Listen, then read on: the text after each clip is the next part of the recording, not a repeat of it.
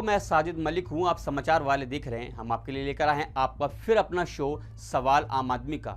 आज एक ऐसा सवाल है जो सोचने में पड़ गए हैं कि हम किससे पूछें। हम उन नेताओं से पूछें, हम उस प्रशासन और शासन से पूछें, या हम खुद से पूछें, क्योंकि सवाल इतना बड़ा हो गया है कि जिसने पूरे देश को झकझोर दिया है, जिसने पूरे देश को चौंका दिया है। मामला है देश की राजधानी दिल्ली का।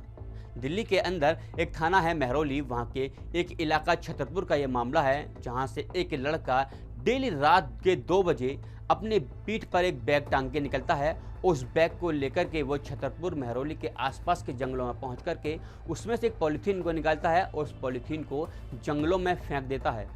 जब वो उन जंगलों में पॉलीथीन को फेंकता है तो तब पता नहीं लगता है कि वो आखिरकार उस पॉलीथीन में क्या फेंक रहा होता है। ये मामला 19 मई से लेकर के 5 जून तक डेली ही रूटीन में आ जाता है। वो लड़का डेली 19 मई से लेकर के 5 जून तक उस पॉलीथीन को जंगलों में फेंकता है। लेकिन जब इस मामले का खुलासा हुआ तो उसने पूरे देश को चौंका दिया। असल में वो लड़का उस पॉलीथीन में अपनी गर्लफ्रेंड की डेड बॉडी के पार्ट्स को फेंका करता था। जी हाँ, मामला बड़ा खतरनाक और बड़ा संगीन है। जब इस मामले की पूरी जांच और उसकी पड़ताल की गई तो मालूम पड़ा कि कहानी कहाँ से शुरू होती है और कहाँ जाकर के ये कहानी खत्म होती है। कहानी शुरू होती है महाराष्ट्र के पालघर से।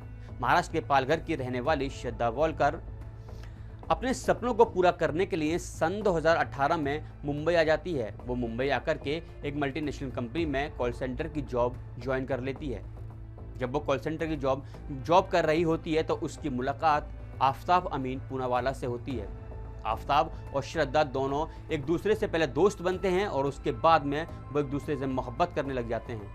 ये मोहब्बत इतनी आगे बढ़ गई थी कि श्रद्धा की माँ को जब ये वाली बात मालूम पड़ी तो उसकी माँ ने कहा कि तुम आफ्ताब का साथ छोड़ दो, वरना बहुत उसका नुकसान हो जाएगा। लेकिन श्रद्धा, जो आफ्ताब के प्यार में पूरी तरीके से डूबी हुई थी, उसने आफ्ताब का साथ नहीं छोड़ा। उसने कहा कि मैं आफ्ताब के साथ में खुश हूँ। लेकिन उसकी माँ ने और उसके फादर विकास पूनावाला ने श्रद्धा को खूब समझाने की कोशिश की कि ये रिश्ता आगे नहीं बढ़ेगा, क्योंकि हिंदुस्तान के अंदर इंटर रिलीजन शादियां नहीं होती हैं, जो होना बहुत मुश्किल हो जाती हैं। लेकिन श्रद्धा इस बात को बिल्कुल नहीं मानी। वो दोनों एक दूसरे के साथ रहते रहे और मोहब्बत करते रहे, मोहब्बत को परवान चढ़ाते रहे।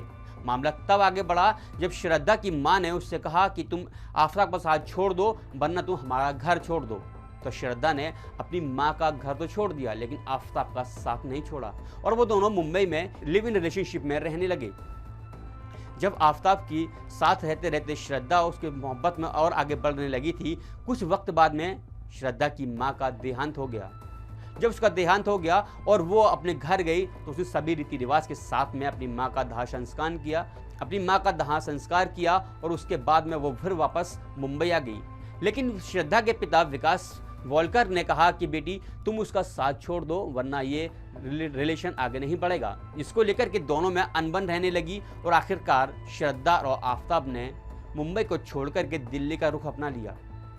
वो दोनों लोग मुंबई से दिल्ली आ गए। दिल्ली आने के बाद में आफ्ताब और श्रद्धा दोनों एक साथ में रहने लगे। लेकिन बात शुरू कहाँ से हुई और कहाँ खत्म होती है वो हम आपको पहले बता दें। जब वो लोग मुंबई से दिल्ली शिफ्ट हुए तो ये मामला 8 मई का है, जब मुंबई से श्रद्धा और आफ्ताब आकर के दिल्ली शिफ्ट हो गए और उन्होंने 8 मई को एक होटल में एक कमरा लिया, जहां उन्होंने पूरी रात काटी। और उसके बाद में उनका एक कॉमन फ्रेंड जो मुंबई का रहने वाला था और दिल्ली में रह करके जॉब कर रहा था, उसके अगले दिन वो लोग जाकर के उसके पास चले गए और वहां पर कुछ दिन ठहरे। बाद में उसके दोस्त ने उन दोनों को एक घर किराए पर दिला दिया, जहाँ वो दोनों लोग साथ में रहने लगे।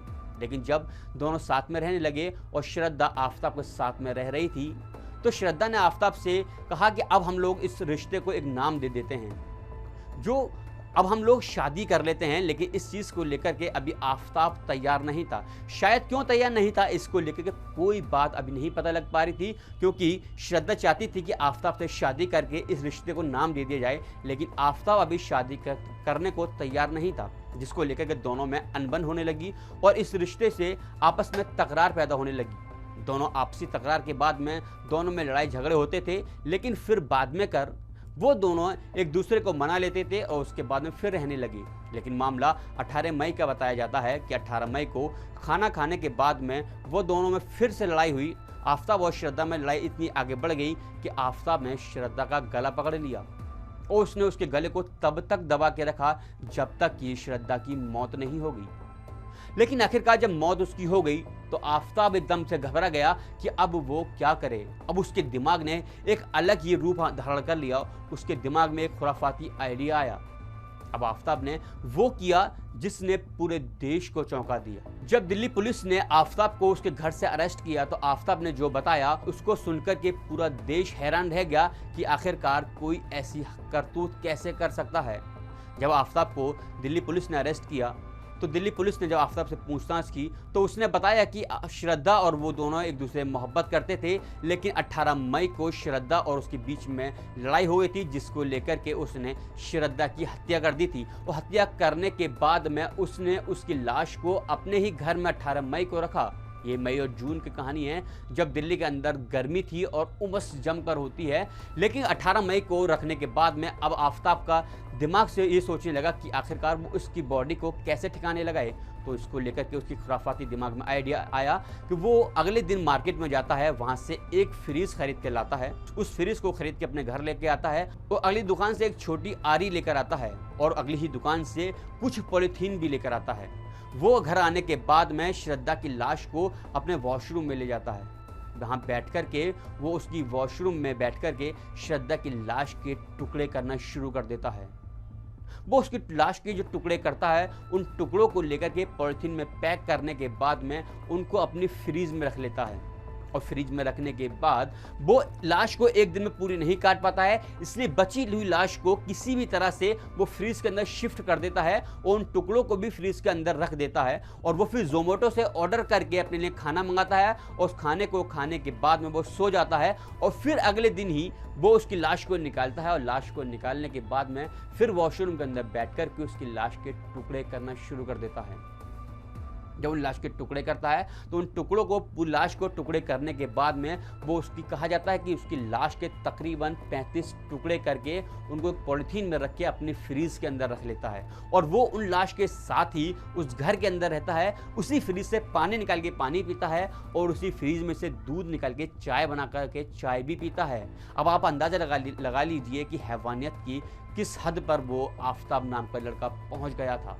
मामला कैसे खुला वो भी हम आपको बता दें कि ये मामला है जब श्रद्धा दिल्ली आ चुकी थी तो वो अपने दोस्तों से फ़ोन के ज़रिए बात करती थी। उसका एक दोस्त जो दिल्ली के अंदर रहता था, उसकी तकरीबन 2 से ढाई महीने तक श्रद्धा से बात नहीं हुई, तो उसने श्रद्धा के नंबर को ट्राई करना शुरू किया जो स्विच ऑफ जा रहा था। तो एक दिन उसका दोस्त श्रद्धा के भाई को, जिसकी उम्र तकरीबन 23 साल की है, वो उसको फ़ोन करता है और उससे पूछता है कि क्या श्रद्धा ने अपना नंबर चेंज कर दिया है। तो उसका भाई कहता है कि उसने नंबर चेंज नहीं किया है, बल्कि उसका फ़ोन स्विच ऑफ जा रहा है और हमारा भी उससे कोई कांटेक्ट नहीं हो पा रहा है। तो इसको लेकर के जब उसका दोस्त कहता है कि मेरा भी उससे काफ़ी टाइम से कोई कांटेक्ट नहीं हुआ है, तो इस बात से उसका श्रद्धा का भाई घबरा जाता है और वो ये वाली बात अपने फादर को यानी कि विकास वॉलकर को बताता है। जब विकास वॉलकर ये वाली बात सुनते हैं तो वो घबरा जाते हैं, क्योंकि विकास वॉलकर और उसके श्रद्धा के भाई की बातचीत तो बहुत कम होती थी, लेकिन वो लोग व्हाट्सएप स्टेटस के थ्रू, फेसबुक के थ्रू या फिर इंस्टाग्राम के स्टोरी और उसके पोस्ट के थ्रू वो उसकी एक्टिविटीज़ को देखते रहते थे।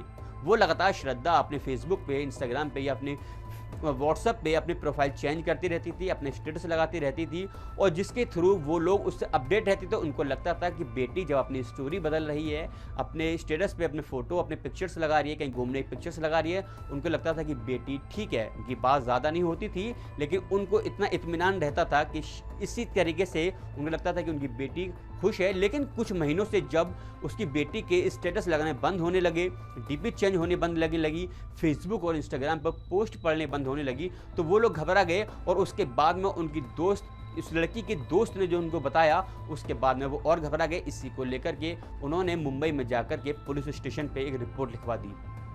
जब पुलिस स्टेशन पर जाकर के उन्होंने रिपोर्ट लिखाई तो उस पुलिस ने इस मामले को देख कर के कहा कि जो दिल्ली के महरौली थाने का है, तो हम इस केस को दिल्ली ट्रांसफ़र कर देते हैं। जब उस केस को दिल्ली ट्रांसफ़र किया गया तो महरौली थाने में इसकी एफआईआर लिखी गई और महरौली थाने में पुलिस ने उसके फादर को बुलाकर जब छानबीन की और उनसे पूछताछ की तो उन्होंने बताया कि बेटी से तकरीबन 2 से ढाई महीने हो गया जिससे कोई कांटेक्ट नहीं हो पा रहा है और वो आफताब नाम की लड़की के साथ में रहती थी।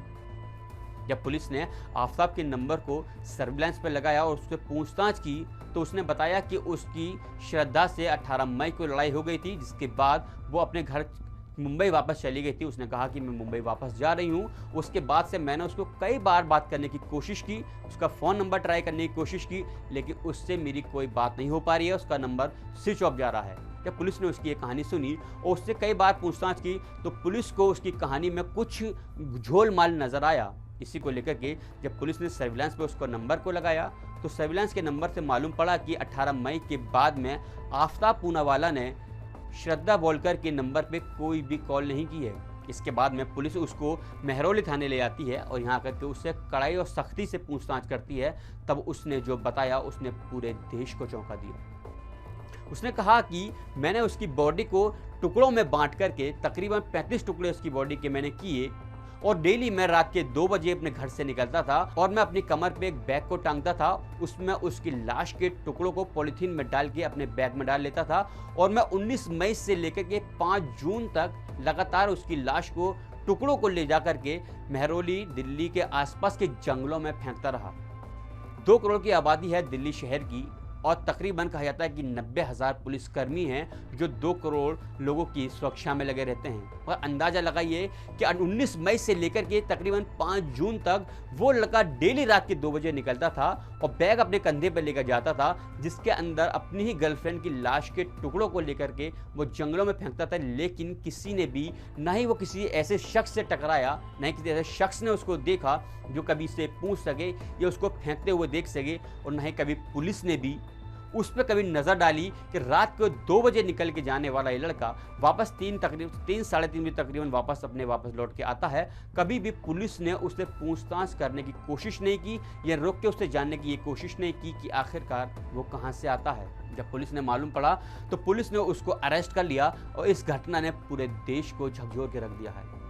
मामला यही नहीं बनता है, आज के टाइम में जो नौजवान पीढ़ी है वो अपने आप को बहुत एक्टिव और बहुत समझदार समझने लगी है। उनको लगता है कि जो माँ बाप उनके बारे में बता रहे हैं, जो माँ बाप कह रहे हैं, वो उनकी बुराई की बात कर रहे हैं। लेकिन माँ बाप आपकी भलाई की नहीं सोचते हैं, आपकी भलाई की बात करते हैं। वो माँ बाप जब आपको समझाते हैं, जो किसी रिलेशन को लेकर जब आपको समझाते हैं, किसी चीज़ को लेकर आपको समझाते हैं, तो बच्चों को लगने लग जाता है कि इनके माँ बाप उनकी गलत बात कर रहे हैं या उनकी फ्यूचर की ख़राब करने की बात कर रहे हैं। लेकिन असल में माँ बाप आपको चीज़ें अच्छी करने के लिए, आपके फ्यूचर को बचाने के लिए आपको अच्छी सलाह दे रहे होते हैं। और दूसरी तरफ एक बात और भी है कि कहते हैं कि जब हम जानवर पालते हैं ना, और जानवर को पालते हैं और जानवर से जब प्यार करते हैं तो उससे इतनी मोहब्बत, इतनी लगाव हो जाती है कि कोई उसकी छोटी सी भी चोट जानवर को लग जाती है तो हम घबरा जाते हैं। अब अंदाज़ा लगाइए कि एक लड़का और एक लड़की 4 साल से मोहब्बत एक दूसरे से कर रहे थे और एक आशिक, एक लड़का आफताब पूनावाला अपनी गर्लफ्रेंड की लाश के टुकड़े कर देता है। मतलब सोचकर भी अगर आप देखेंगे तो आपको एक अंदर से घबराहट पैदा हो जाएगी कि आखिरकार कोई लड़का किसी लड़की से इतनी मोहब्बत करता हो, जिसके साथ तकरीबन 4 साल से रह रहा हो, और वो कैसे उसकी हत्या कर सकता है, और हत्या कर भी सकता है तो कैसे बैठ कर के इत्मीनान से उसकी लाशों के टुकड़े कर सकता है। मामला बड़ा संगीन और बड़ा गंभीर है, जिसको लेकर के ट्विटर पे भी एक जंग सी छिड़ गई है। लोगों ने फिर एक दूसरे पे लाछनें लगानी शुरू कर दी हैं, मज़हबों को लेकर के बात करनी शुरू कर दी हैं, और कुछ लोगों ने श्रद्धा के फेवर में बात भी कर रहे हैं, जिसको पूरा देश सपोर्ट करता है। पूरा देश चाहता है कि आफताब पूनावाला ने जो ये घटना को अंजाम दिया है, जिस तरह के उसने क्राइम किया है, उसको सज़ा होनी चाहिए। लेकिन ट्विटर पे इस तरह की लाछन एक दूसरे के ऊपर लगाना, किसी मज़हब के ऊपर लगाना, ये अपने आप में भी गलत है। लेकिन देखते रहिए दोस्तों, इसी तरह के सवाल हम आपके सामने लाते रहेंगे, और ख़ुद से भी सवाल पूछिएगा। और उन बच्चों के लिए भी और नौजवानों के लिए भी हमारी तरफ से ये गुजारिश है कि जब माँ बाप आपको समझाएं तो उनकी बातों को समझ लें। आपके बड़े आपके फ़ायदे के लिए आपसे बोलते हैं, आपके नुकसान के लिए नहीं बोलते हैं। और जब अगर आप किसी से मोहब्बत करें, किसी के साथ प्यार में रहें, तो उसको पहले अच्छे से समझ लें, उसके बाद ही चीज़ों को आगे बढ़ाएं। देखते रहिए समाचार वाले, ओनली ऑन